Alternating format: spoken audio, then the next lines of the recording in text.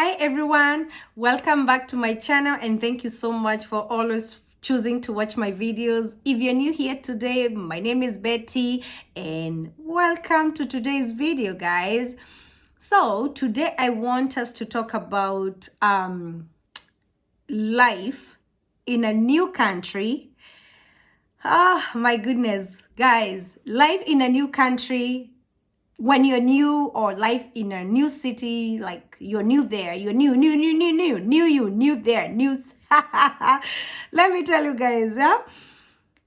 You know what? We all have that moment you feel like you're so excited, you're super excited to travel to a new country or to travel to a new city or travel to a new place. You get that excitement and you have those expectations and you have those imaginations and you have those like, oh my God, we all like try to imagine, how does it look like? How does it look? What to expect when you get there. And then you land and then you're trying to adjust and getting used to the culture, like you're going through a lot. And let me tell you, you know what I always say, guys? I always say this: going to a new country is like, it's like you're being born. It's like a baby. You're being born. Now you have been brought to this world.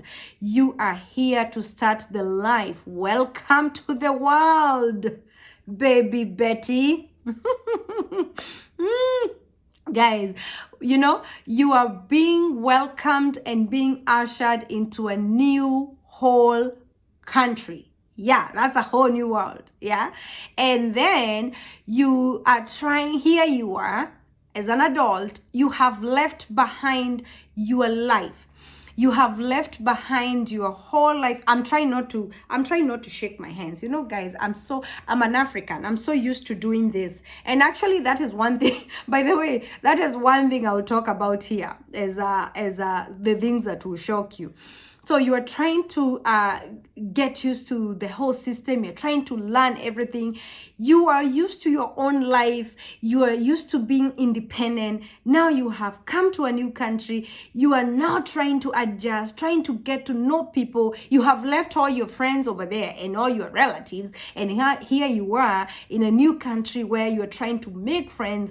And it's not even easy to make friends. No, let me tell you guys, to make friends, the only place I know and I remember was easy to make friends was in high school. Believe it or not, the friends you made in high school, they are still your friends up to now, even if it's not all of them. But that bond, remember when you were in high school, you made those friends and now you still have that tight, that close bond. Hey guys, let me tell you, it's just the bond was there. So it's really hard to find friends like that, like instantly, like you will bond and get somebody that will know you. And it's like when you're making friends in as a grown-up, it's like you're walking on eggshells. Everybody is being careful. I am careful because I don't know you that much, and this friend is very careful because they don't know you that much. You guys are being careful. Both of you are like watching, like, hey, I don't want to come too close. And that's what happens here in diaspora. When you meet people, it's like people are taking their time to get into your life, or you are taking so much time to open your heart and embrace this new person that you have met and bring them into your life. And nowadays, a lot of people, you realize, they are very careful making friends. They are very careful in looking for red flags, because red flags, they are not just in relationships, even in friendship. Just friendships, red flags are there. So anyway, now here you are in a complete new country. You are trying to make friends. You are trying to get a job. You are trying to get yourself situated. You are trying to know your way to the store. You're trying to know this and that. And then here comes those moments. You start doing things the way you are doing them back home. And you realize, things are not done that way here. And sometimes, let me tell you, I'll give you my story in a minute.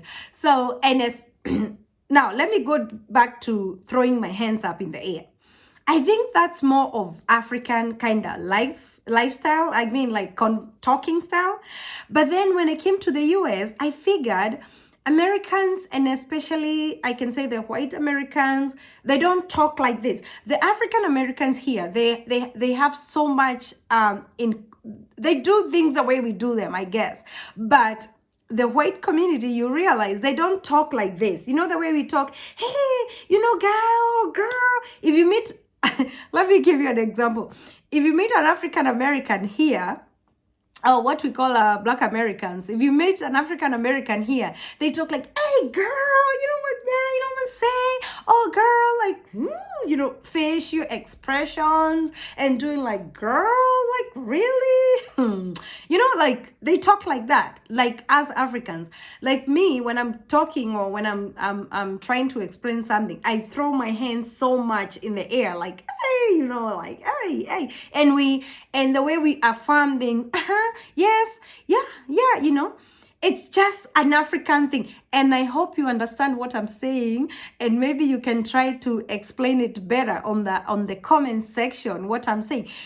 As me as an African, when I'm talking, now you can see what I'm doing. Like, I'm trying to make you understand this point or get this point.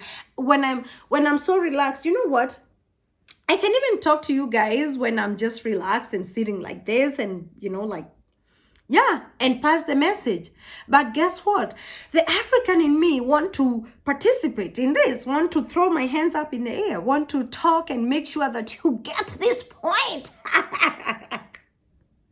Okay, now you are talking to this white American and they are just like, okay, okay, like they are telling you stories. They're talking to you and so calm and not even doing this, you know what I mean? Or, doing their hands, flipping.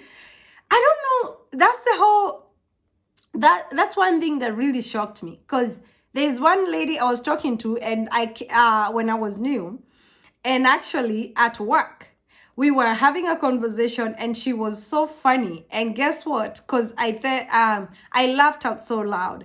She's a white American, she was a white lady. So anyway, we are having a conversation and she said something that was so funny and I laughed. So, I laughed out loud. And guess what? The next minute she realized I was like, ah! I hit her. And she was like, Betty, you just hit me. I gave her this. This lady, she looked at me. Her eyes almost popped out. She was like, wow, what was that for? That's what she said to me. She was like, ouch. She hit me really bad. She didn't get mad or offended, but she was like, why did you hit me like that? Because for me, I was like, what now? I don't know how to put it. But, when you're with your friends, because we were kind of friends with this lady. She was so funny and all the time we were working together and we were like good friends. So anyway, it got to that point I forgot I'm in a new country and everybody has their own culture. And I was like, she was shocked. She said, ouch, don't do that again. And then I realized the whole table, I was the one who was talking with my hands up in the air. But then that was my that was my experience with her. Yeah. So come another coworker. Then I met another coworker. She's an African American here. And she was like, girl, we would like do that, like African, we would do those kind of expressions. And she was finding it. She was like, oh girl, she would do that. So anyway, those are the kind of things that shock you when you come here and you realize people are like, don't do that to me. You're talking and you're putting, and by the way, let me tell you, back home, we are so much used to like when you, and especially for the male, how male back home, you can be working together as a coworker and they come to you, they put their arm around you. Oh, please don't do that here. Don't do that here. If you come to the US and you start working with people, don't think because you're friends, you can put your arm around them like that. People here, they are very careful with their bubble and their, let me tell you, the word getting into my bubble, I heard it, or that sentence, or that word, I heard it first here in the US. I never heard about anything like getting into somebody's space. Or like you are getting into my space. Honestly, when I was growing up and when I was back home, I did not know. Of course, I knew that it's not right to just grab or hug a stranger or get too close to a stranger, but I didn't know how sensitive it is until I got here. People here, they're very sensitive. People here, they take things like, whoa, getting into somebody's space. And I was shocked and surprised. And to me right now, I'm really careful about getting into somebody's space or getting into somebody's bubble, because that's the thing I learned when I came to this country. And that's one thing you realize when you come from Africa.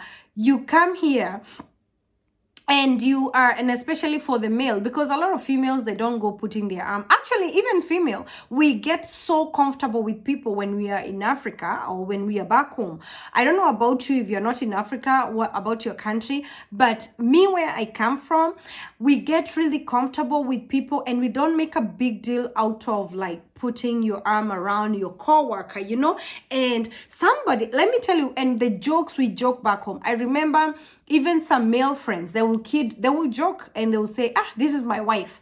And that person is joking. If you come to the US and you start joking, making those kind of jokes like, this is my wife or this is my husband. And according to an African, they will understand that's a joke. But to an American, they will be like, wait a minute, did you just call me your wife? And they can make a very big deal out of that. And also another thing they can make a big deal out of it is if you touch someone or put your arm around them or around their hair, on their hair or their shoulder, something. Don't get too close to people when you come here. And guys, I like to teach people this because you know what? People are still coming from Africa. They are still migrating here, and these are the things that will shock you. You don't want to get yourself in trouble, or you don't want to find yourself into a hot pot of soup, because you went too close to someone, or you went touching people, or you went getting into their bubble, because you can be sued for sexual harassment. You can put your arm around someone and somebody might sue you for that. So these are the things people should watch out for, because like for me, my number one shock was like, I can't just laugh and go like, how we do it. I wish how we laugh and go like, oh, like this. So here it's like you laugh and you don't have to express yourself so much. Actually, to some Americans, they wonder why we do that a lot. And if you're watching this and you're American, maybe you know what I mean. They wonder why are we like throwing our hands up in the air a lot. Anyway, so that's one thing. Now let me give you my story. When I came to this country, I used to see so many signs of yard sale. So anyway, I would see yard sale. At one point, I called my friend and I said, wow, this place, they are selling land a lot. And my friend was like, really? You mean they're selling land like that, like in the neighborhoods? And I said, yes, I don't see those lands, but I keep seeing signs of yard sale. And I said, wow, here, hey, plot ni mingi, broti maguta. Like plots are many, like piece of lands are a lot, many. Like here, people are selling piece of land a lot. And I was like, my friend was like, are you sure they're selling land a lot? And I said, yes, everywhere says yard sale. And my friend said, take a picture of it. So I took a picture. Those yards, they put a lot of yard sale signs. And I did take a picture and my friend was laughing and laughing. My friend was Kenyan. And I said, he said, Betty, that is, and I said, why are you laughing? He said, oh, okay, how much are they selling that land? And I was like, I don't know how much they're selling the land for. Anyway, that friend of mine, he was laughing because he knew that's that yard sale is not land sale, selling land. Because for me, yard, what is yard? You know, in Africa, when honestly, I thought yard is like a yard going backyard, you know, like a piece of land. So I did not know yard sale is like a garage sale or something, garage sale. Anyway, I think in UK they call it car boot sale. They don't call it back home. Also, we have car boot sale. In Kenya, we do have car boot sale. I've been to one car boot sale, but they don't call it yard sale. So when you come to the US and you find signs of yard sale, just know they are not selling yard. And especially if you are an investor like me, thinking about money and investing and everything. Don't think that they are selling yard. No, they are not selling yard. They are selling it's garage sale. Anyway, that was another shock. Another thing I'll tell you is you know, when you come to this country and the food, you're trying to adjust and maybe you're not used to their food and you become very picky. It becomes very hard for you when you go to restaurants because you're very careful. You don't know what to pick. You don't know what to eat. You don't know what the foods are called. And especially here in the US, they have variety. They have all sort of food. Like, my goodness, you wouldn't believe how much food they have here. It's a lot of variety, and when you don't know what to choose, like for me, when I was in my country, I didn't know what Mexican food are. Like, you tell me tortillas, I don't know what tortillas are. You talk about what all those kind of stuff, I don't know what they are. I didn't even know what they are, and I came to learn all that here. So anyway. And by the way, like for me, when I was back home, I never went to any kind of like Japanese restaurant or whatever kind of different culture restaurant.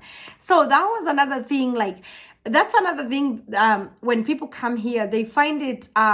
Some people find it really hard to adjust when it comes to food, and you find yourself you are sticking to your homemade, home cooked food, which is not bad. You're sticking to your ugali or you're sticking to whatever you're used to because that's all you know. And I find, I've had coworkers at my place of work, places I've worked before. I've had people who, co-workers who wouldn't even eat anything at work because they will feel like, I don't know what kind of food is that. They're so used to their food. So food is something else that people take time to adjust. Some people are not picky. Like for me, I can eat anything. Like, like honestly, for me, I can eat whatever. You throw it, tell me what it is, and I'll eat it. Anything you bring it, as long as it's food and it's good food, you put it on the table. I don't care which country it comes from, as long as it's good food and and I can see it's good. As long as it looks good, my eyes can tell this is good food. But it's not, I don't like some of this Chinese food we see on social media. Like, there's this lady I watch on TikTok and she's eating all this scary stuff. No, I don't mean that kind of food. No. I mean the food that I know. You see, the food that I know. Anyway, it's really something when you're trying to adjust to a new country and trying to get used to everybody, trying to get used to whatever, how things are done, and at some point when you're new, you feel like, oh my goodness, like you're just being too careful. The best thing to do is to ask. Don't assume that somebody will think that you know. Just tell someone, I'm not familiar with this, I don't know this. Even if it's your place of work, do not assume that because people will assume you know. But you know what? The best thing is to communicate and talk to them and say, by the way, I don't know how this is done. Oh, by the way, I don't know what is this. Even for the food. Like for me, my job, my first job was caregiving. You meet residents who are asking you for something, a peanut butter and jelly for lunch. And for me, I know peanut butter and jelly is what we eat for breakfast back home. I was shocked to see people are eating peanut butter and jelly and some chips, and that's lunch. Oh my God, or dinner. And that was a shock to me because I know peanut butter and jelly, like you put piece of bread and some peanut butter and jelly. What is that? Don't we eat that for breakfast in Kenya? We do in Africa, like seriously. But here, can you imagine in Africa you giving a male, giving a male a piece of sandwich like peanut butter and jelly and tell them that's your lunch? Hey, the way I know my African men, oh my God, they will give you a blow. They will be like, give me the real food. Yeah, give me a lot of food. I'm used to. Anyway, guys, yeah, that's all I wanted to talk about. I wanted to share my experience and also to tell people out there, if you're planning to go to a new country, just know that getting used to it, it might not be that easy, but it's easy. It's all in the mind. Just be prepared, just be positive. Be very, very positive when you're going to a new country. Be willing to learn and be willing to be corrected and to be taught and to learn. Don't act like you know it all. Sometimes you even act like a fool, like wait for someone to show you. Because I know some people, they can act like they know it all and they don't even know. You're trying to explain something. Sometimes you try to tell somebody, oh, this is how we do it here. They'll say, I know. And they'll be like, so you already know. You don't know. Some of the things you're like, please wait to be told, because we kind of like, for us who are from Africa, we kind of know what we have back home and what we don't have here. So some things are new, when they are new to one African, they are like new to all Africans, like some things, some of the things, because the way they're done here is different from how they're done back there. Guys, I hope this is making sense and I hope you understand what I mean. And now, thank you so much for watching this video. Let's interact. Let's get social. I love you all. God bless you. If you haven't subscribed, please go ahead and subscribe to this channel. Take care, guys. Bye.